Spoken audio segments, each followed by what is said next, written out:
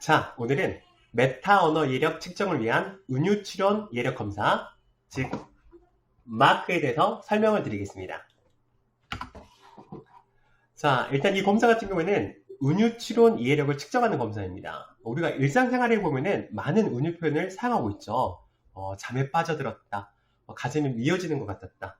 이런 은유 표현을 아이들이 듣고 얼마나 이해할 수 있는지 측정할 수가 있습니다. 자, 일단은 은유 추론 같은 경우에는 기존에 검사가 없었던 건 아니에요. 자, 있었죠. 즉 우리가 많이 알고 있는 LSHC, 즉 학령기 언어 검사에 포함되어 있습니다. 바로 비유라는 문항으로 포함이 되어 있는데, 일단 이걸 알기 위해서는 LSC 검사를 다 풀로 해야 된다는 점. 그 점 때문에 너무 좀 무겁고 시간이 오래 걸렸는데, 아예 단독으로 이걸 빼져 있기 때문에 이 검사할 때 상당히 용이하게 간단하게 할 수 있는 그런 장점이 있는 검사라고 보고 있습니다. 자, 일단 가격입니다. 이제 이 검사를 구매하게 되면 총 세트로 해가지고 122,000원입니다. 그래서 구매를 하게 되면 이제 이렇게 자격책, 그리고 지침서, 그리고 검사지, 이렇게 세 가지가 오게 되겠고요. 그리고 구매를 하게 되면 검사를 코딩할 수 있는 온라인 코드지가 20개가 들어있습니다. 그래서 20개의 검사 결과를 낼 수가 있다라고 말씀을 드리겠고요.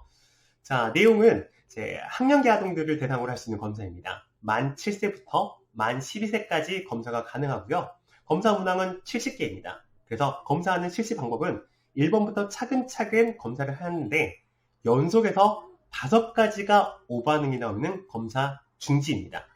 그래서 아이가 맞췄던 개수가 원 점수가 되겠고요. 그 원 점수를 학지사 인사이트에 입력을 하게 되면 검사 결과가 나오는 것입니다.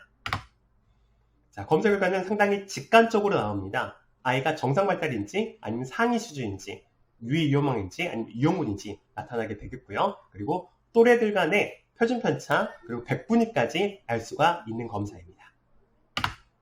자, 그러면 어떻게 생겼는지 한번 실물을 보도록 하겠습니다. 자, 마크 같은 경우에는 총 3가지로 구성이 되어 있습니다. 전문가 지침서, 그리고 자격책, 그리고 기록지 3가지입니다. 일단은 이제 기록지는 이렇게 생겼고요. 그리고 자격책은 이렇게 생겼습니다. 문항이 있고 이렇게 그림 3가지가 이렇게 구성이 되어 있는 것이죠. 자, 그래서 아이한테 이제 검사 문항을 정확하게 읽어주고 아이의 반응을 여기다 작성하는 겁니다. 옆에 바로 정답이 있다 보니까 반응에 작성을 할 때 아이가 정반응인지 아니면 오반응인지 바로 확인할 수가 있게 되겠고요. 그리고 혹시라도 아이가 이 문항에서 넘어가기 전에 처음에 이걸로 했다가 이렇게 수정하면 수정된 답안을 기록을 하는 것입니다.